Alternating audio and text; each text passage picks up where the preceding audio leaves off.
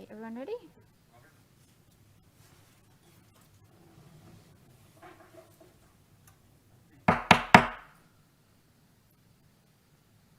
Just going to wait a moment for BevCam.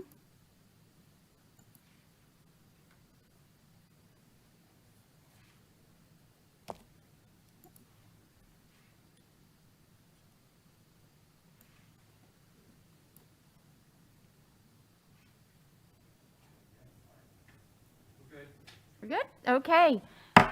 It is 7 o'clock. Today is Wednesday, January 27th, 2021. This is the Beverly School Committee Committee of the Whole meeting. We are meeting in a hybrid model this evening. I'm just going to let a few more folks in. We are using remote meeting technology that's provided at no cost to our district, and BevCam is broadcasting us tonight to allow for public access to the open portions of our meeting.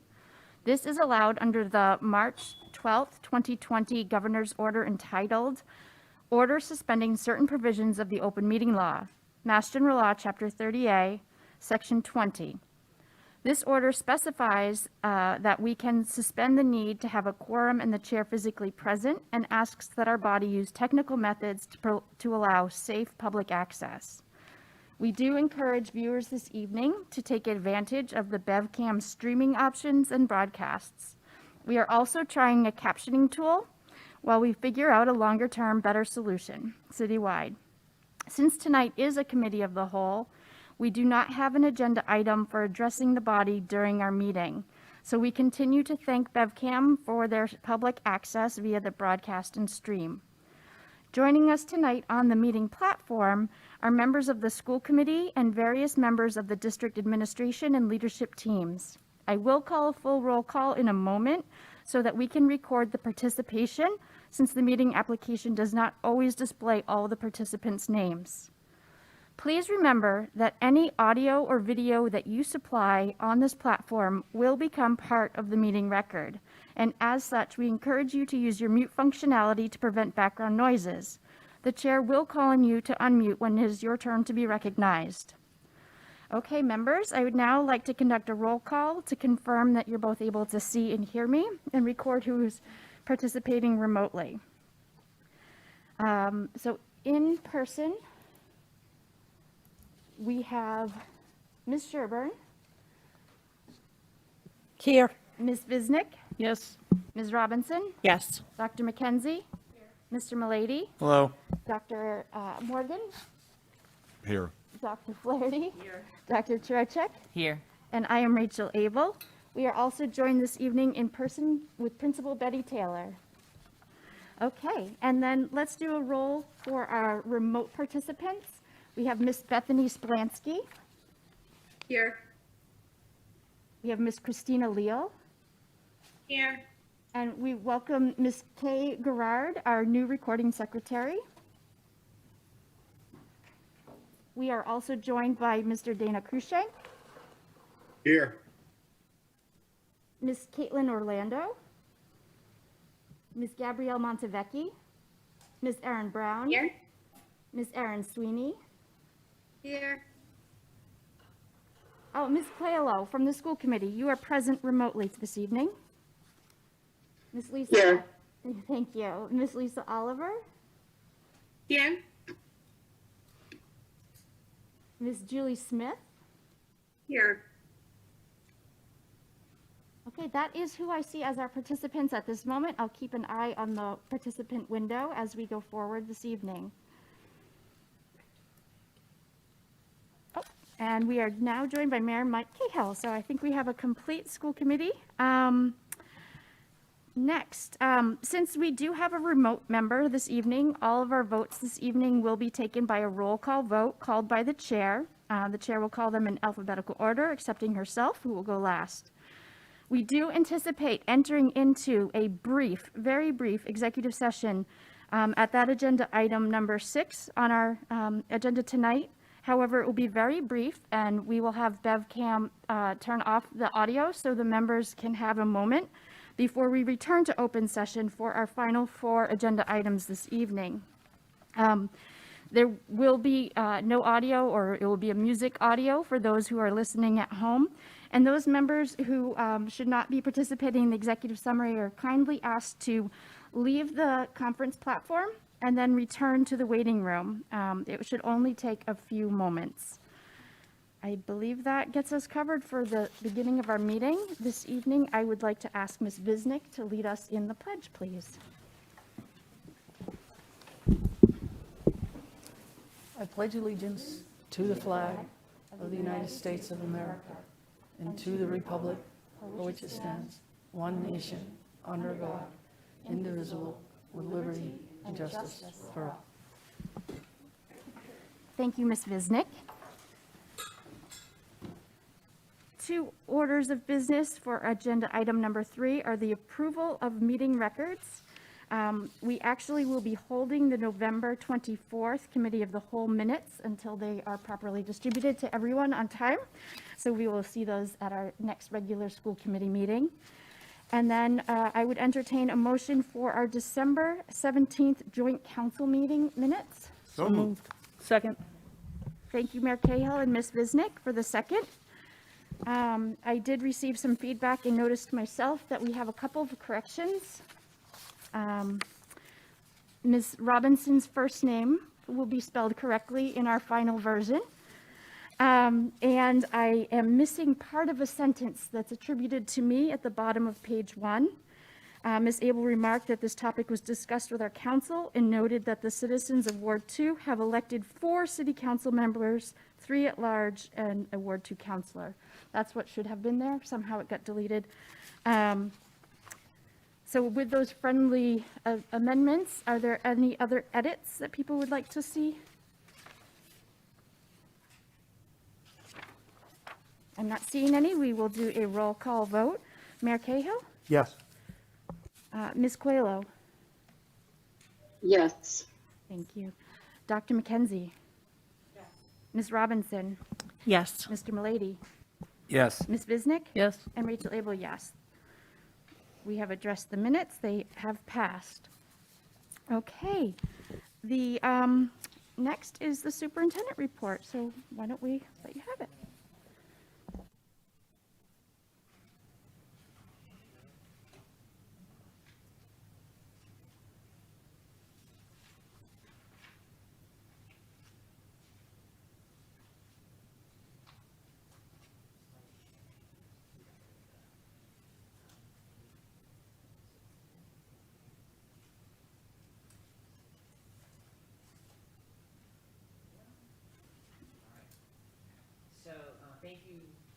Thank you very much.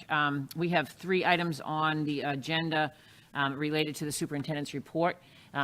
They all have a little bit of length to them, so I'll walk us through as we go.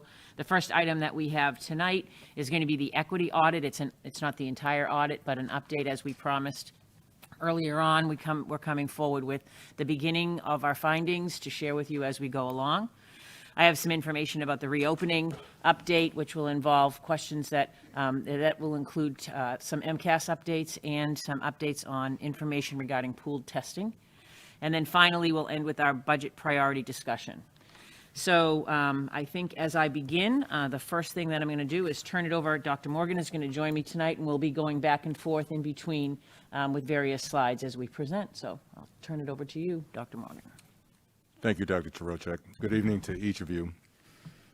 As we start our equity report overview this evening, we think it's important to share our why with each of you. And our why is to transform the schools in our district to ensure that every student in the district graduates high school and is prepared for a post-secondary pathway, for a career and for life. And the pathway to accomplishing this transformation is to enhance educational equity. We don't want to leave this report just signaling a bevy of buzzwords, so I'd like to take just a minute to define what we mean by educational equity. When we talk about this term, we're talking about the required conditions of fairness, justice, inclusion, and how we embed these into our educational system. And not just from a mediocre perspective, but on all levels, to ensure that every student has access to a meaningful educational experience and opportunities that meet their fullest potential. moving to an equitable system demands that we recognize the historical conditions and barriers that have prevented opportunity and access for students who have been marginalized, to examine and deconstruct the current practices and policies through the lens of equity, to evaluate our capacity as a district to move forward as a learning community, and to create a strategy to create a more diverse, equitable, and inclusive agenda for all stakeholders. The purpose of this equity audit is to assess our current strengths and challenges regarding opportunity, access, and equity, and to chart a course for improvement for the identified challenges moving forward. The full report will be forwarded to the school committee prior to the February 24th meeting, where we will outline additional findings. The results outlined in this equity report will be compiled from quantitative and qualitative sources, both of which were inherently key in building an understanding of how well our district is meeting its goals of opportunity, access, and equity. In turn, the information can certainly shed some light on where we can focus our efforts to mobilize support for each and every student's individual needs. Let's go to our next slide. At the November 2020 meeting, we noted we were hard at work on the district's initial equity audit. We also reviewed our roadmap, noting the 10 areas of foci and stating that we will review findings for the first 5 areas in this meeting and focus on the remaining 5 areas at the February 2021 school committee briefing. So you'll notice that the areas that we will review this evening are highlighted in purple. You may wonder how these areas were selected. We used in part as a guide this committee's resolutions on equity and racial justice. Additionally, we utilized a document review of a variety of recent district planning efforts, including, but not limited to, the District Improvement Plan, School Improvement Plans, our TAG Grant Action Plan, and the ECLC, which is the Essex County Learning Community Action Plan that we made in our grant effort last year. From the onset of the audit, we were engaged in discussions with multiple stakeholders, including administrators, teachers and staff, students, and parents. The discussions ranged from large group forums, which were held with both students and staff, to individual interviews and visits to schools. The information that we gathered was coded to identify target areas that we will explore more deeply, as Dr. Morgan noted, through the data analysis of both qualitative and quantitative data. We believe that the continual examination of these areas will offer us powerful insights into the experiences of students of color, students of varying ethnicity, socioeconomic groups, as well as students with learning differences in our district. Our areas of exploration were partially driven by the school committee resolutions, and you'll notice on the screen that each resolution correlates to an area of exploration in the equity audit. So let's dive in. Our first area examines student voices relating to equity and inclusion. Students are an excellent but often untapped source of information on how our district is doing to create equitable and respectful learning environments. It was important for us not to leave student voice out of the picture. As part of our data collection, we conducted focus groups and interviews with students at the middle and high school levels. We're continuing to do this throughout the scope of this year in order to hear as many voices as possible and to maximize our efforts. Of the students who participated in our focus groups and interviews, we had a number of interesting insights, and one of those insights was that 94% felt that it was important to engage in discourse around race, and that these conversations were rare on both the middle and high school levels. The remaining 6% noted that they were interested and didn't mind race-related conversations, but believed that they should not be intentionally forced discussions. Some other data points that were pretty helpful in assessing this particular area was that 57% of the 94% of students who felt that it was important to engage in discourse believed that certain student identities were more accepted than others in the classroom. Racial differences were also reported among the students. And of all the students who were interviewed, 3% of the students reported they experienced a form of racial discrimination, and another 2% of students reported that they experienced a form of discrimination based on sexual orientation. Out of this number that was interviewed and participated in our focus groups, 82% of students felt that their voice was minimal in terms of a contribution to school policy, while 18% of those students believed that voices were considered in crafting the school policy. We thought it was important not just to highlight the findings of our equity audit, but also to offer recommendations in terms of what our strategic approach will be to addressing some of these findings, to in fact addressing all of the findings that we're presenting. So in terms of this particular area, our recommendations are multifold. One, we are going to be utilizing the World of Difference programs on both the middle and high school levels to help engage students in discourse around race. For those who may not be aware, the World of Difference is a partnership with the Anti-Defamation League. And this partnership allows for a student voice to enhance student identity, particularly among students with differences. These voices can further be used to influence curriculum and pedagogy, district and school policy, and community engagement practice. Third thing we're going to do to address in terms of recommendations is, the second thing is to begin facilitating regular community conversations with all students. In fact, we've already started that practice in our middle school with our 7th and 8th grade students. Our third recommendation is to create a structure where student voice can and should be used to influence curriculum and pedagogy, school policy and community engagement practice, as well as all of the other aspects of schooling.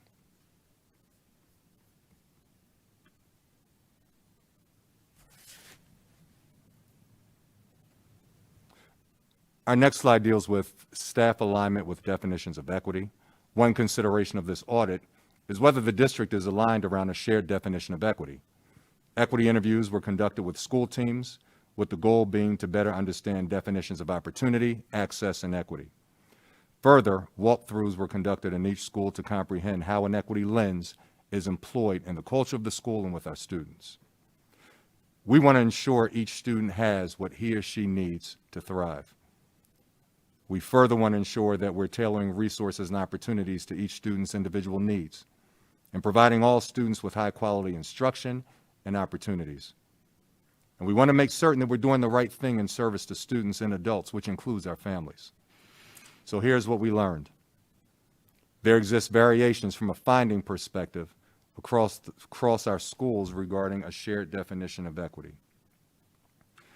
One of the red flags that was raised for us in this is how can we pay attention to having more culturally responsive teaching and curriculum, which many of our teachers are beginning to do in the elementary, middle, and high schools. Here are some overall recommendations. It's necessary to develop a big picture vision and definition for what equity means in this district. And we believe that before you can start taking action, we need to have a big picture vision and definition of what it means in this particular community. We also need to begin engaging teachers, administrators, and other staff at all levels in professional development about cultural competency, diversity, equity, inclusion, anti-racism, and related issues. We want to help the district establish a common language on how the intersectionality of race, class, gender, sexual orientation, and other socially constructed identifications operate and interact to shape individual and group dynamics within our school contexts and environments. We also want to integrate equity resources in the curriculums on all levels, pre-K through 12, and then ensure that all schools regularly discuss the data around their gaps.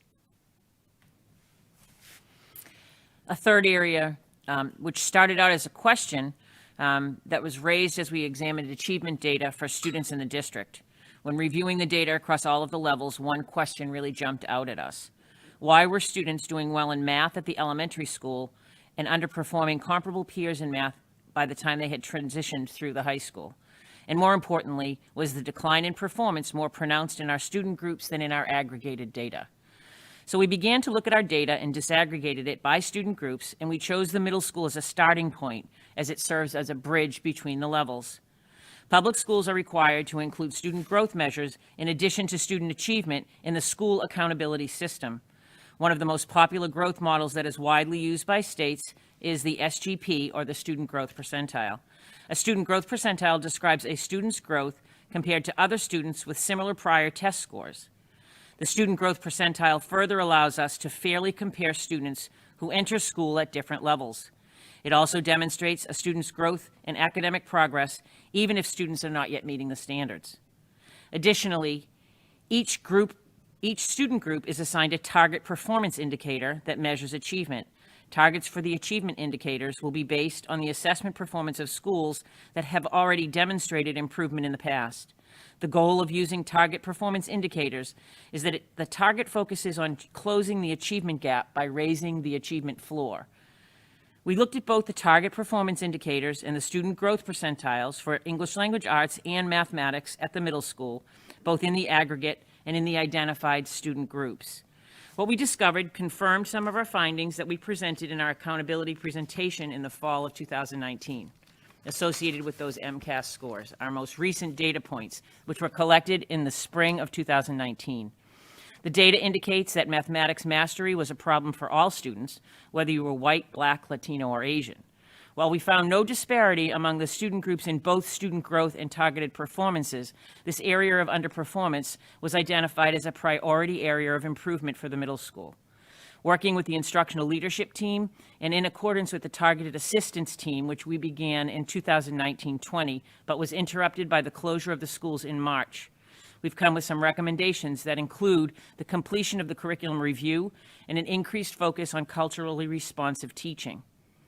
We completed the same review of the ELA programs at the middle school level and identified English language arts as an overall area of strength at the middle school, with 9 out of 10 student groups exceeding the targets as well as demonstrating above average growth.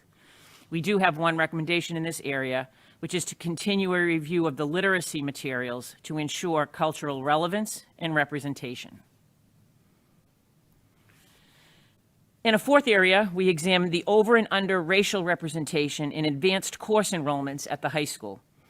The findings are demonstrated up here on the slide, and they include 67% of students at the Beverly High School enroll in at least one advanced course class. Of the 868 students who enroll in advanced courses, 91% of them take multiple advanced course classes. Of the advanced course class students, 71% of white students take multiple advanced courses, while 49% of non-white students take multiple advanced courses. And of the 29% of the white students who are not enrolled in advanced coursework and are white. So 29% of the students not enrolled in advanced coursework are white. 51% of non-white students are not enrolled in any advanced coursework. So we kind of looked at this as two ways. Who were enrolled in the advanced courses, and then of those enrolled in advanced courses, who were taking multiple advanced courses, and then those that were not enrolled in any advanced courses, what was the racial makeup for that, and were there any disparities in enrollment? So do we want to take questions right now, Ms. Abel, or do we want to? Just clarification. Oh, yeah. When you're talking about advanced coursework, are you talking about honors versus CP, or are you talking about Great AP question. courses? We combined honors and AP. Okay, So we looked at it as honors and AP would be considered advanced coursework. CP was not considered advanced coursework. thank you. And then our recommendations in this area, really, we believe this is an area that really requiring us to take a closer look at how we're enrolling students, how we're engaging students in course selections, and how we're looking at that. So beginning engaging teachers and administrators and other staff at all levels in professional development about cultural competency, diversity, equity, inclusion, anti-racism, and related issues. And then also a recommendation would be a quarterly administrator staff discussions, perhaps in PLCs or in content teams, which discuss expectations that teachers have for minority students.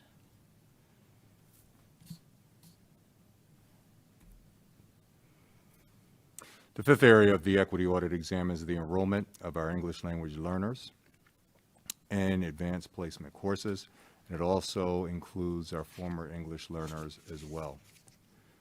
We understand that there is a gap in participation in advanced placement courses from our English language learners, and we want to close this gap. Here's our plan for doing it. Our ELA team will develop a comprehensive system of communication to decrease linguistic barriers and increase inclusion of our EL students and their families.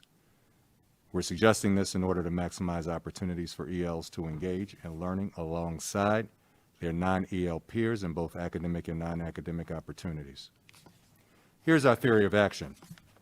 If we address the existing communication gaps between the school and ELL parents, and if we are intentional about the modes by which we inform parents about their child's schooling and any services the school provides in languages parents understand, then we will significantly increase the engagement of ELL students and families and see such engagement reflected in 1, greater attendance rates, 2, reduced dropout rates, 3, greater participation in school activities and events, 4, high participation in advanced coursework, and 5, higher graduation rates.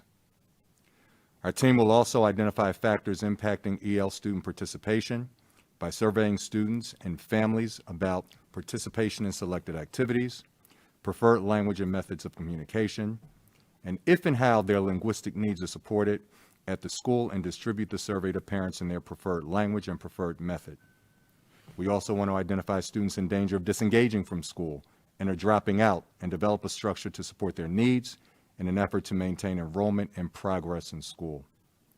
We're also planning to develop a template for sports, extracurricular, and club activities that can easily streamline registration requirements, key deadlines, and other pertinent information that can be provided to students in their preferred language with ample time to register. We don't want to negate the emotional and social benefits of participating in extracurricular activities, clubs, and sports through informational discussions and visual supports for students. We also want to develop an implementation we're already in the process of developing an implementation plan that includes benchmarks and responsible parties with a time horizon of completion by June of this year. Then we're going to develop an ambassador-like program to partner intermediate English learners with non-English learner peers. We believe that when we implement these recommendations and with fidelity, our students will be in a better position to achieve the State Seal of Biliteracy, which is an award that recognizes students who have achieved proficiency in English, as well as one or more additional languages, whether it be their native language, a heritage language, or an additional language learned in school or in another setting. It is a statement of accomplishment that helps to signal evidence of a student's readiness for both college and career, and to engage as a global citizen. And to our last slide. We've reviewed our first 5 areas: accepting and marginalizing student identities and voices, staff alignment with definitions of equity, English language arts and mathematics achievement at the middle school, over/under racial representation in advanced placement course enrollments, and English language learners enrollment in advanced placement or advanced placement coursework. In our next meeting in February, we will review the remaining 5 areas. That includes low socioeconomic status, over/under racial representation in special education, over/under racial representation in school suspension rates, school culture and climate, and staff diversity and recruiting. Dr. Chirochek. Yep, and that meeting the meeting that this is scheduled for is the February 24th Committee of the Whole meeting. So not the next meeting, but it's the second meeting after that. So I don't know, Ms. Abel, if you wanted to open it up for some questions or what? Do members have any questions for Dr. Morgan or Dr. Chirochek? Dr. McKenzie. Thank you so much. That was a really robust presentation. I really appreciated that. I had a point of clarification for the EL students. I'm wondering, sometimes what can happen is as students are acquiring their English skills, they are at times not able to participate fully in their grade level coursework. Some of the recommendations have been to allow for bilingual coursework taking, and I'm wondering whether that has been part of the process, or, you know, essentially how do we allow for students to participate in their grade level work while they're learning English at the same time? I think at the current moment, the manner that we do that in is we have a co-teaching model where the EL teacher is actually co-teaching with a core content teacher. So if you're enrolled in biology, then it's a co-taught opportunity. but not in all, but in many, where we have them. And so those would be, we particularly would be targeting the areas where kids would be level 1 or level 2 students, newcomers, or areas like that. So that's one strategy that we have. We do not have a bilingual program in Beverly at this point in time. I know that is an opportunity that other districts have. I think that's, right now, that's not what we have in our program, though. Thank you. I'm looking for any other hands. School committee members have questions? I thank you very much for this first part in the series. I look Right. forward to our February meeting. Yeah, we look forward to bringing back more information too as we go through it. It's been quite a great opportunity for discourse and conversation and really taking a deep reflective look at what we're doing. So it's really a great process. So moving on, I have a few updates that are in regard to what I've been calling the reopening updates, which we've been reopening since August, I think. So that's just where what I call it. In Beverly, we have, as many of you know, the Department of Ed had released some information about some opportunities for pooled testing. And so each time that an opportunity comes out, we bring together a team that takes a close look at what the opportunities are and if they're the right fit for Beverly. So district administrators, the board, members of the Board of Health, our district physician met to consider the creation of a testing plan for the schools in the coming weeks as part of the comprehensive plan of safety measures within the district. We gave considerations to the pool testing program, which is being proposed by the Department of Elementary and Secondary Education, as well as we spent some time reflecting on the continuation of some of the surveillance testing methods that we've used to date. So first I wanted to share with you what the pool testing program that's proposed is so that you have clarity on what that option was. The goals of this program are stated by the department to be the identification of asymptomatic individuals, as well as an opportunity to have less individual testing utilizing a pooled option. It right now is proposed as a 6-week trial, and DESE, as part of that 6-week trial, it would be at no cost for these items. What they would provide would be the testing kits. These kits would require parental consent to be administered to students in the school, and you are required to commit to performing them a minimum of once weekly. So it's a requirement that you would do weekly testing. They provide support from service providers, and they provide a testing software dashboard for which to collect your information on the testing results. So the district on our own would be required in this model to provide personnel and hours for the following tasks. So distributing and processing consent forms, as I mentioned. No student would be obviously offered the test without parental consent, so that would be a process that we would have to set up.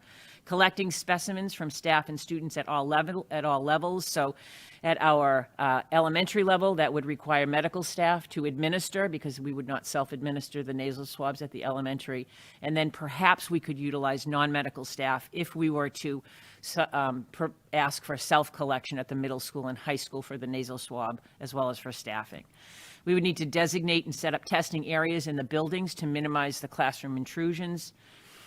We would need to, on test day, have management of specimens to collect them and transport them to the labs, which I believe are in Malden, but I don't quote me on that because I'm not exactly sure. We would need to maintain the records of initial results, and then we would need to design and administer follow-up reflex testing. That is not included in the 6-week trial from the Department of Ed. We would need to have a system for notification and follow-up of subsequent quarantine notifications and monitoring. And we would need to provide training for staff, additional training necessary for both those administering the pool testing, as well as whatever the reflex testing would be that would come about as a result of any of the results. So that's a lot. I'm going to stay on that slide for a minute. That's a lot of resourcing and a lot of work. The team came together and discussed all of the different options, and I think that there were several concerns that were raised in terms of implementing this in Beverly right now. In the conversation, we talked about the challenge of resourcing for that testing endeavor, because it would require us to either add additional staff or utilize staff that we have in a different way in order to perform all of those tasks. This was a really big concern. The data reporting dashboard that's being provided is not connected to Maven. Maven is the dashboard right now that we're utilizing to collect and maintain close contact information and quarantine information for families and all of that.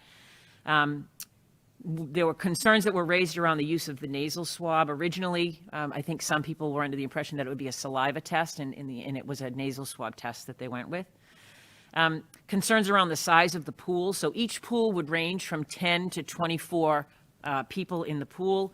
And all members of that pool, if a pool came back with a positive result, all members of the pool would need to be quarantined until such time as reflex testing was administered and they got a negative test on a PCR or an antigen. But we would be required to contact them, bring them in, and administer that follow-up testing, and they would need to remain in quarantine, which means not in school, whether that, or not in the community at all. There were concerns about the reflex testing logistics. Reflex testing being after a positive pool came back, what would we be administering to determine which member of the pool might be positive, and that it was not part of the 6-week trial, and it needs to be designed and implemented at the local level. I believe that Bill Burke from the Board of Health had been involved in some discussions where each round is estimated to take about 375 minutes, and that's a lot of loss of our impersonal instructional time, which is limited as it is. The cost to maintain it after the 6-week period was an issue because if we implemented it and wanted it to be ongoing, it would be everything would be at a cost. There were concerns about the lack of participation because parental consent is required, and how would that impact the validity of the results. If you have 12 students in a classroom and 8 of them are tested and 4 of them are not, does that really mean that you've been able to identify all asymptomatic people? There were concerns about a false sense of security. The test is a moment in time, and if every week someone's getting a reinforcement that they have a negative result, and yet we know that a day later they could be exposed somewhere else, and so there were some concerns about that. We also had concerns, this is a similar concern to the one we raised with the Binax testing, that students and staff may be inclined to come to school for testing when they may otherwise have stayed home. Right now, we enjoy a very high rate of compliance and a great partnership with our families and staff that they remain home if they're symptomatic or have any concerns. Concerns about the toll that it would have on the nursing staff because they would be doing pretty much pool testing all the time, and what about the other medical needs that might need to be addressed. And there were some concerns around the time-bound requirements for contact tracing. So depending on what days of the week you were administering it, you have to then, the follow-up work is pretty intensive. So that was sort of our concerns that we raised. I think you're probably getting a sense that there wasn't a lot of feeling that this was going to be something that we might want to pursue. Instead, we've been continuing to think about and reflect on the surveillance testing that was done. The district, in partnership with the City of Beverly, has conducted surveillance testing for our employees and families. We did provide testing opportunities for employees and their families in December, and as well as the community, I think, also had some testing that was available in December, and we did it again in January. And so I think in each round of our testing, over 500 people were tested. This was done utilizing Cataldo Ambulance as a partner, and there was an individual nasal swab. I actually think the first time we did it, they administered the test. The second time they did it, it was a self-administered test, but they supervised the collection of that test. The results were delivered within 24 hours to individuals that chose to take part in the testing. This data is entered into the Maven dashboard, and which is what the Board of Health is using. It does, however, come at a cost. The cost of each test, I believe, is about $70 per test. So I think where we are right now, I think we all believe we want to continue to work with city officials and establish maybe some possible dates for continued surveillance testing for staff. And what we'd like to do is explore some possible opportunities, either early February, after February vacation, and maybe sometime in mid-March. So I wanted to make sure that I came back and reported to you what we had looked at and had gone through so that you had all that information. I don't know if there are questions or... Just looking for school committee members. Are there any questions at this time for Dr. Trocheck? Ms. Robinson?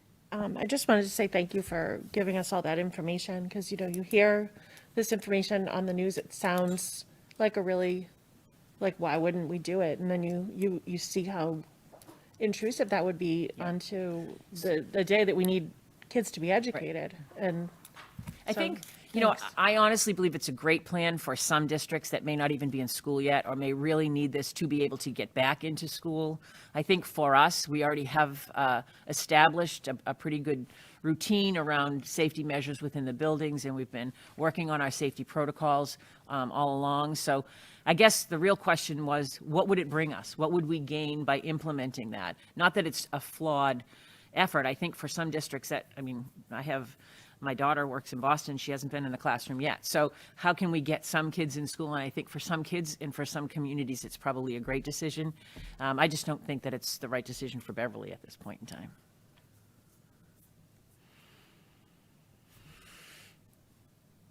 Mayor Cahill. Thanks, Madam President. I just echo what Dr. Trotrick said. From the meetings I've been in and the discussions I've been in, it does seem that the state's effort around the pooled testing really, not that a district like Beverly isn't eligible, but the real target has been the districts that just haven't been in school yet since last March. And, really, there's a lot of thinking that's gone into and a lot of effort that's going into trying to get those kids back into the buildings. In districts that have, we're blessed. We're blessed with our buildings. We're blessed with our teachers and other staff and administrators. And, some communities are dealing with, if we were still in Briscoe, it would be a whole different conversation about going back to school last summer. But there are communities right nearby that have multiple buildings that old and older that kids are still in normal times. So they've had a tough time and just aren't even back in the buildings yet, which is really hard on those kids, so. I don't think we have any other questions. All right. Thank you, Dr. All right, Trocheck. thank you. And I'm very grateful that we're not in the Briscoe building right now, trying to figure this out. All right. And I'm actually going to ask Dr. Flaherty we just have a brief update on MCAS. We spoke to you the last time we met with some of the information about the high school, the plan for high school testing. Recently, we've gotten some guidance around what grades 3 through 8 may look like. And so, Dr. Flaherty, you want to? Thanks. We did get some information this week about for grades 3 through 8 testing, and it will take place this spring. I think, as I had mentioned, maybe at the CISL meeting, that the intention of it is very much more a diagnostic test than holding the accountability ratings that usually come out. That, however, they're still waiting for a waiver from the state, from the federal government, because that's part of the federal mandate for accountability. They anticipate that they will get that. And so what we'll be doing is just one session of ELA and math in grades 3 through 8 and science for grades 5 and 8. The window for that will be for ELA, April 5th through May 7th. Mathematics, April 26th through May 28th. And then science starts one day later, and that's because the progression of the test needs to be English, then math, and then science. And the science window is April 27th to May 28th. We know that the testing for grade 10 is still slated and moving forward for the spring. However, we don't have specific dates for that test yet. And we do know, which we reported at the last meeting, that we will be able to do the biology test for grade 9 twice. So it'll be offered in February, and then there'll also be a June offering, which works out well because of our semester classes this year. All right. Do we have any questions for Dr. Flaherty? A Mayor quick one. Cahill. I know some of our students, when they take their tests, they take them untimed. For those who are timed, what are the lengths of each session? The MCAS tests aren't timed. Oh, none of them are. No. They never are. What do they tend to run? It has to be done within a normal school day. How long do they tend to run? Well, you'll have the bulk of people, the test window is usually about 90 minutes. Most people are done within an hour. And then you'll have your percentage of students that will take to the very last minute, and they'll work all day. Thank you, Ms. Robinson. And still nothing on grade 11? No, we're still, that's coming. They said within a few weeks. Okay, I don't see any other questions. All right, so now to the third part of my agenda. As you all know, I've spent the last few weeks engaging in conversations with members of school committee, with members of the leadership team, with members of cabinet, and really sort of getting a sense for what the budget, what we would need to do for budget. So this section really has some of the budget information. This information was actually presented already once at FNF, Finance and Facilities, and when you got the documents for that meeting, there was a full calendar for you to be able to look at and see what that is. But just for those who don't know, when we create our budget timeline, we have some requirements that are mandated from our city charter regarding what the timeline would be. Jean does all of the work figuring out that mathematical formula as to what we need to do, with our benchmark date being May 12th, in which we're going to have our public hearing. So prior to the May 12th date, we'll be engaging in budget discussion meetings, both with administration and here at school committee meetings. On May 12th, we hope to have our public hearing on the FY22 budget proposal, and then it will go forward, and City Council will arrange at that time, whenever they're at that point, to do their vote moving forward. Our state timeline, you wouldn't know it from last year. However, there's a certain cadence to the state budget timeline that follows, that works into the work that we're doing. Actually, we are right on target in terms of the governor did release his proposed budget today. And that is something that seems to be right on time. That's a good sign. Hopefully that means that we'll have a little bit more normal budget cycle and budget season this year. We would look somewhere around early April to hear from the House Ways and Means Committee, and then sometime in early May from the Senate Ways and Means, and then the state budget is typically finalized sometime in June. So that's just for you to have your timeline in your head as to how this budget season works as we work through it. So in starting the conversations around budget priorities for FY22, just as we were last year, we're sort of in an unusual spot thinking about moving forward. And really, I think a big overarching question that I have and that we all have as we move into the FY22 budget is, what are the consequences of the past 10 months, and how will we rebuild and reimagine our schools? And that's kind of a really big, heady question. But I actually thank all of you for your discussions and conversations, because I think that's what emerged for me as we went forward, that's sort of what needs to be priority number one in our minds. And so I thought just a quick reminder of how we got where we are would be helpful. On March 12th of 2020, that was the date that we closed the schools for and I don't think any of us thought at that point in time it would have taken us through the end of the school year.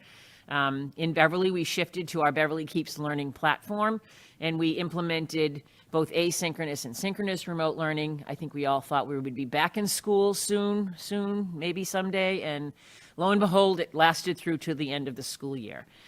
We spent the months of May, June, July, and August thinking and planning about our reopening plan. We were charged with developing 3 models of instruction, thinking about what would in-person look like, what would hybrid look like, and what would remote look like. We worked closely and really well with our teacher union, and many thanks to all of them for all the work that they did in that. And together, we were able to come up with some models that work for us in Beverly. And we began our implementation of the hybrid models right at the start of the school year for elementary, and just a couple weeks in for our middle and high school. And I think that was very advantageous for us. We got in and we started in-person instruction in our hybrid model, and we didn't look back. We were required to create a remote learning academy, which we did not know about when we originally closed on March 12th. And we also most recently had to restructure some of our schedules for student learning time. So that kind of brings us to where we are right now, which is thinking about creating a budget and planning for the FY22 school year. I've struggled with, is it reentry? Is it recovery? What is the best way to describe what's going to happen? But we all know that we have to do some planning and we have to make some decisions. And so that is what led us to our discussions for priorities. So I spent time with each of you over the past week, listening and talking, and you were extremely helpful in giving me some of those ideas. What I tried to do between Jean and I, we took our notes, we synthesized all the information, we kind of used a little coding mechanism where we color-coded things and decided which things would fall into which buckets. And basically what I've come up with is there were three big buckets that we put information into. And hopefully as you look, you'll see some of the ideas that you remember saying in the conversation, and that maybe someone who was with you in the room, or you'll also hear what other members had to say in their own meetings. So by and large, at each meeting, a very strong emphasis, as well we know that there would be, on social, emotional, and mental health. We had conversations and discussions about the need for us to provide supports for students as they return, and as hopefully the world rights itself on its axis a little bit for us. That included suggestions and ideas about social workers and outreach counselors, school adjustment counselors, program support staff. But we also spent some time talking about the opportunity to assess what those needs would be when we come back to school too, because there's going to be people that are experiencing challenges that may not have had those kinds of challenges before, and it's going to be incumbent upon us to kind of be proactive in looking and finding out and helping identify what might the needs be, how might we best be able to support them. We had a lot of really good conversations in each and every meeting that I was in about out-of-school opportunities, whether they were after-school activities and clubs, whether they were summer academies, whether they were service learning opportunities. We had conversations about family engagement and thinking differently, a little bit about our parents as resources, instead of just how do we engage them in two-way discourse, but how can we leverage some of them as resources to help us in this work. There was a lot of conversation about the re-engagement of students that may have had a lack of participation in our remote or hybrid options that we have right now. And also a need to strengthen our capacity and our awareness with an equity lens to support our students as they work through and process some of the local and national current events that are ongoing. So those were sort of the themes under the social emotional umbrella that came forward out of the meetings. The second bucket that I kind of used was an idea about curriculum and teaching and learning. I think for all of us, at the forefront of those discussions, we're aligning equity, particularly in light of the events. We've just had inauguration and the unfortunate events at the Capitol, and so there was a lot of conversation and discussion about what and how we got there, and what perhaps our teaching and learning and our curriculum might be able to do as we look to the future. One area that we all talked about was making sure and ensuring that we have representative curriculum resources for all of our student groups. Resourcing and taking a look at some of our instructional strategies, not a one-size-fits-all sort of opportunity. Perhaps looking deeply at what cultural responsive teaching means and how it can become something that's alive and well in our classrooms. There are conversations about professional development, and I think in every budget we think deeply about professional development and how to support teachers. Our teachers have also been through the last 10 months, so how are we making sure that we're capitalizing on their insights and what they've learned and their concerns and their worries, and so thinking about just in the last 10 months, how we have leveraged technology in new ways, and how do we continue to support professional growth for teachers in that area. Thinking about our curriculum and our curriculum development, and knowing that probably there has been a shift in how and what we might teach. If for one thing, it's just looking at the scope and sequence and the progression of skills and some gaps that may exist for students from one grade to another. And also thinking about teacher development for both enrichment and continuing with, because we don't want to abandon our goals of relevant and authentic curriculum and project-based learning for our students. And then we also talked about curriculum supports. A lot of this arose out of what went well. What did we learn? What did we find out that we did that was remarkable and exciting and something that's really new and different? We talked about the opportunities for civic engagement and to capitalize on the interest and the engagement that we have right now in all things that are going on at all levels, thinking about the outdoor learning and capitalizing on our campuses that were probably underutilized and that we were forced into thinking differently about instruction and all of a sudden broke out into those campuses and are doing a great job. Thinking about if we are making a number of changes to curriculum, what kind of leadership supports would we need and what does that look like?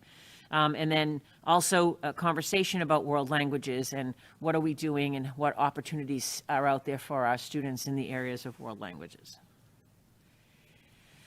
And then there was the final bucket, which we decided to call operational. And these are really some of the more tangible business related or management related items. But one of them I think is really important and something that we're really going to have to think about as the guidance comes out from DESE around what we can do with transportation, opportunities for late buses at all buildings. If we're going to invest heavily in thinking about after school and out of school opportunities on our campuses and at our buildings, how can we make sure that the access is there for everyone? What would that look like? What would late buses need to look like for us? How, what impact would that have on the budget? There was a suggestion that maybe there's a year of thinking about free transportation for everybody in terms of how do we think differently? I'll let everyone guess. And I think we talked a little bit in that conversation about that was sort of in line with some of the fee reduction conversations that we've had in the past.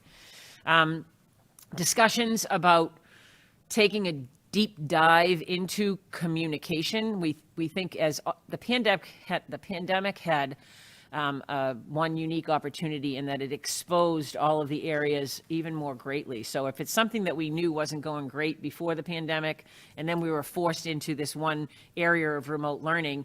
So one of the areas is that we all know there are multiple sources of information coming at families and parents, and how can we utilize and leverage the ability to consolidate our resources so that we're not sending millions of messages in a million different directions. I think, again, thinking about parents as partners, we have all, the administration and all of us have noticed a higher level of engagement on our parents.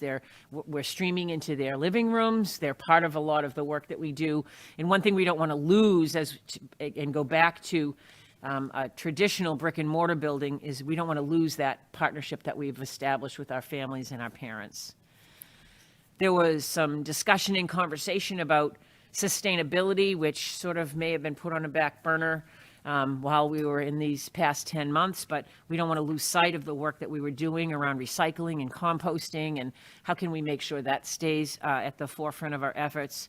And then discussions around human resources. So what kinds of positions, what kinds of support might we be thinking about, and or what areas do we have that are not maybe identified as under the right kinds of resource. So those areas would be communication. We know we have the Director of Opportunity and Access. We want to make sure that is something that we're continuing to provide for and plan for. We have a recent opening in our personnel for our HR director. He has moved on to a new position. So that's something. And I think for me, we always think about, okay, so that's an opportunity to take a look differently at maybe some of the other things that we do and how can we do that. Jean is always still looking and wondering and hoping for her business analyst. So that was actually from school committee. We heard from a couple of you that would still be something you'd be wanting us to think about. And then the data analyst is also an area that we heard about. So, and then we just can't forget that we are entering into negotiations again this spring with the union, and so we'll have contractual obligations that we know about and those that we would need to discuss as we enter into bargaining. I did the same, I had somewhat of the same conversations with our administrators. I will tell you that I could have repeated the slides once again, and so instead I didn't. Please know that they echoed all of the same sorts of ideas and thoughts about priorities that all of you did. Of course, they come in with a few more specific things, so they take some of those ideas and think about what would I do if I just were going to create something. So within the conversations, I know that there's a hope for an additional school adjustment counselor at the high school. Hope that we could think about a director of high school curriculum to help support some of the changes and things that we're hoping to bring about in the new year. The middle school was hoping for some maybe increase to the outreach counseling staff. You know, we have a position at the high school for outreach counselor. It was a position that was covering both, but the thought that perhaps in this time we might benefit from something at each level. They're thinking about instructional coaches, which is sort of, I think, their answer to the director of high school curriculum in a way that they might want to think about supporting teachers in the creation of new curriculum. In particular, looking at reading and math support. Dr. Flaherty wanted to make sure that I let everyone know that we need to think in the budget about our curriculum adoption, because we are under a curriculum review for math this year, and we will likely be coming forward with recommendations around changes to the curriculum in math at the middle school and the high school. The professional development for the elementary. Elementary is actually deep into their adoption of a new program in math and wanting to provide some continual professional development for that.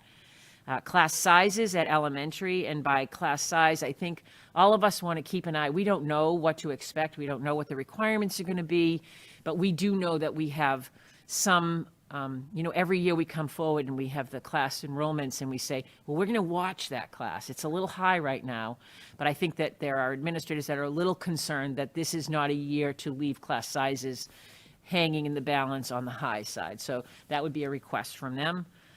COVID safety support staff at all levels, and we didn't quite know what to name this. Dr. Flaherty and I were talking, but this year we have utilized because we're not serving lunch in the cafeteria, we've utilized some of the staff that we use in the cafeteria to be in the hallways, so that because we had grave concerns about kids congregating, particularly at the elementary level, in the bathrooms or in the hallways. And at the middle and high school, we utilized some of the staff as hall monitors and some of those things. So what will serving lunch look like? We didn't serve lunch this year, so we've gone a whole year without serving lunch at all. What do we need to do around that? So that's something that principals are bringing to the forefront.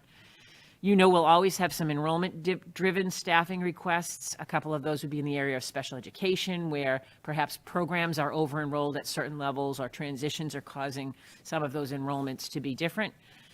And then finally, the last one with the technology department, we have really grown in the number of devices that we're supporting and the networking that we're doing and the software licensing. And so the technology department actually had a request to increase their tech integration specialist staff by 1. So this is just the last thing I just wanted to share before we break into discussion. These are a lot of unknowns, right? So these are some considerations that I have on my mind as we think about reentry. So will there be restrictions that impact staffing? We heard a slight nod in our commissioners' conference call today that there is still some discussion about how would we accommodate remote learning if there were a need to continue with remote learning. There's no guidance on that, whether we have to or whether we will be, asked to, required to, not allowed to. I think we're all sort of just waiting in trying to figure out what that's going to look like. And not only that, but will there be restrictions and distancing, right? So we don't have, are we going to have no restrictions when we go back? I don't think we know that. Again, the remote learning, will it be offered at what scale? We don't have answers to that. We don't know about PPE and facilities and what might be required. There were conversations and discussions again about air purifiers. Is that something that we might need? What would PPE look like? What would we need, and what is it going to look like? So we don't have that information. And then finally, we don't have guidance on what transportation will look like or what we'll need. However, we did hear today that that could be coming more quickly than not. So that was sort of just a summary of all the conversations, and I thought I would turn it over, and if you want to open the floor for discussion or questions or. Yeah, so can we start with any clarifying questions first? And then if people have discussion points, they're welcome to that next. So looking for clarifying questions. Mr. Mulady. Can we never do the Post-it notes again? I think this was a way more meaningful and thoughtful and effective way to get our priorities on here. So while I think the Post-it notes allowed us to kind of maybe preemptively have the conversations, I think the setting that we did and the way this is presented is very, very useful. So thank you very much. Thank you. Yeah, thank you. Mayor Cahill. I'd like to clarify that I'm sorry I shook my head side to side on the transportation fee. I remember now that I'm one that was banging away that we need to drive down those transportation fees in past conversations. I think I'm tired. Okay, I don't think I see any more questions. Oh, Oh, if go there's- ahead, Mayor if there's- Cahill. Sure. I just want to make a point there was a lot there, and thank you. That was fantastic. I feel like before COVID, I was having questions, and I may have said aloud at times that it was really important for us to find our balance with technology. And now, after a year so heavily reliant on technology, I just want to say that aloud again, that kind of, reestablishing the interpersonal and kind of finding our recentering and figuring out, okay, what have we learned about technology and its benefits and its limitations, and how do we make sure with our kids that, that our whole program, once we're all back in every day, that we get the maximum benefit out of technology and don't have it be something that undercuts all the other developmental needs that the kids have. I think, that's a great point. I think that's something that we're all thinking about. I also think that one of the great things that we've learned throughout this remote opportunities and then live opportunities is how to leverage technology as a tool as opposed to having technology tell us, right? And so the creation and the opportunity to explore some of the opportunities with it. But I think that you will find that that consensus of please just let me have some time to build, create, make, do with my students is really important. And so I think we'll all probably welcome that and embrace that more than we ever have before after this experience. So.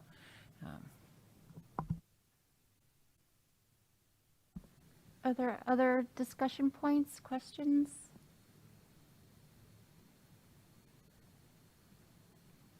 I'm not seeing any. Well, thank you so much. Right. The process, I agree Yeah. with Mr. Milady. I think this process was very helpful, and I look forward to getting your slide deck as well, too. Yes, so I guess I'll just leave, Jean and I had a conversation before we came.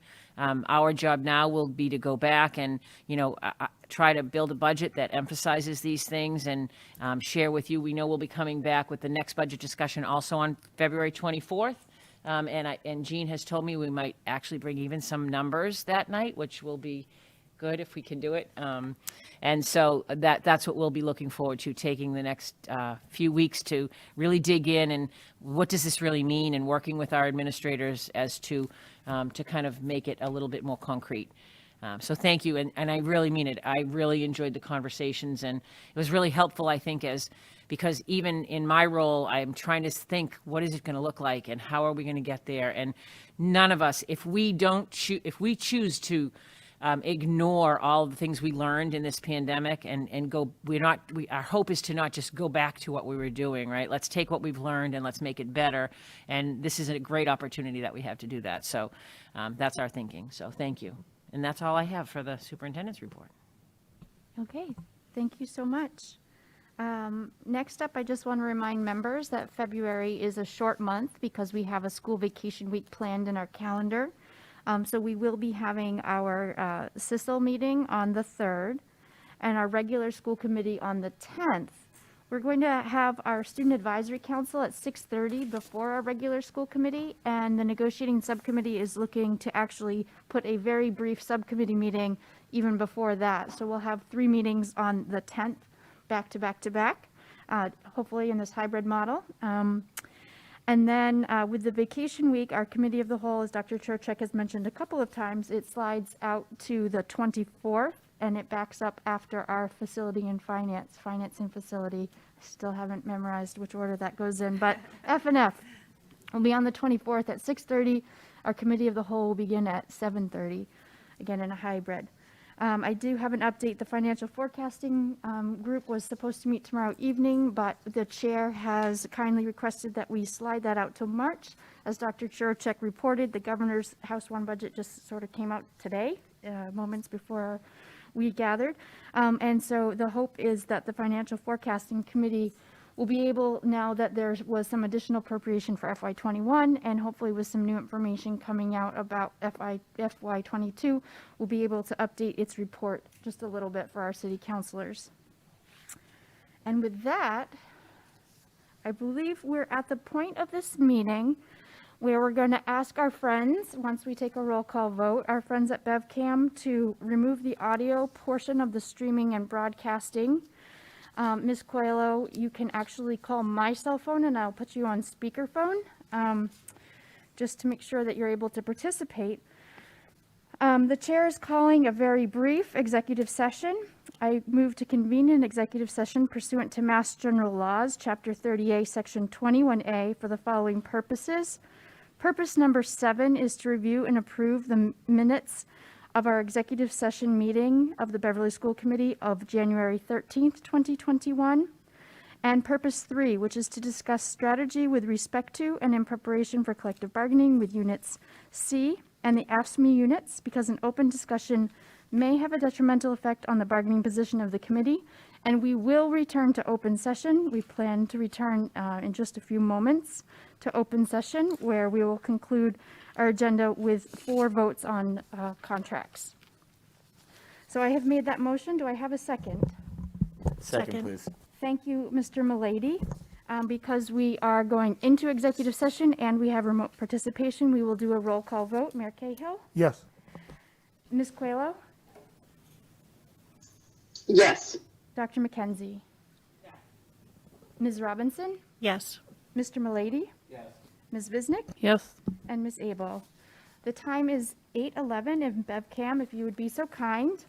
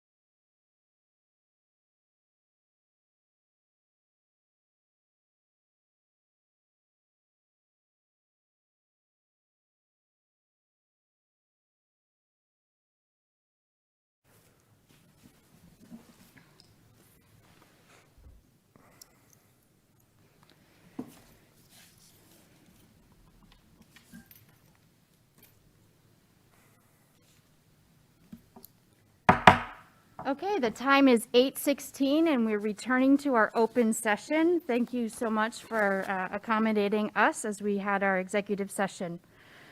Our first order of business is to vote on the Unit C paraprofessional contract. We have a memorandum of agreement that's been ratified by the unit.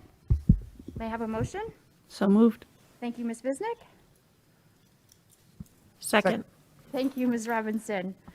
So a motion to approve the Unit C paraprofessional memorandum of agreement for its contract. We'll do a roll call vote. Mayor Cahill. Yes. Kimberly Coelho. Yes. Ken Ann McKenzie. Karen Robinson. Yes. John Mulady. Yes. Lorinda Visnick. Yes. And Rachel Abel. That is 7-0. Our next order of business is to entertain a motion to approve and vote on the AFSCME transportation contract. We reached a memorandum of agreement that was ratified by that unit. May I have a motion? So moved. Thank you, Mr. Mulady. And a second? Second. Thank you, Ms. Visnick. Okay, we will do a roll call vote on the approval. Mayor Cahill? Yes. Ms. Coelho? Yes. Dr. McKenzie? Ms. Robinson? Yes. Mr. Mulady? Yes. Ms. Visnick? Yes. And Ms. Abel, yes. That has been approved by a vote of 7-0. Our next order of business is to receive a motion to approve the AFSCME cafeteria contract. So moved. Okay, and a second? Second. Thank you, Ms. Visnick. Okay, by roll call vote, Mayor Cahill? Yes. Ms. Coelho? Yes. Dr. McKenzie? Yes. Ms. Robinson? Yes. Mr. Mulady? Yes. Ms. Visnick? Yes. Ms. Abel, yes. That has been accepted, 7-0. And our final action this evening is to vote and approve the AFSCME School Administrative Assistance Contract. We entered into a memorandum of agreement, and as with the other units, also this has been ratified by that unit. May I have a motion? So moved. Thank you, Ms. Visnick. Second. Thank you, Mr. Mulady. And by roll call vote, Mayor Cahill, Yes. Ms. Coelho, Yes. Dr. McKenzie, Yes. Ms. Robinson, Yes. Mr. Mulady, Yes. Ms. Visnick, Yes. and Ms. Abel. Yes. Also by a vote of 7-0, we have agreed to that agreement. Okay. That brings us to the end of our agenda this evening. I would entertain a motion to adjourn. So moved. Thank you, Ms. Visnick. And a second, Mr. Mulady. Not debatable, so let's do our roll call. Mayor Cahill, Yes. Ms. Coelho, Yes. Dr. McKenzie, Yes. Ms. Robinson, Yes. Mr. Mulady. Yes. Ms. Visnick, Yes. and Ms. Abel. 7-0. It is 8:19 p.m. Thank you, as always, BevCam. We appreciate your support. Thank you. The recording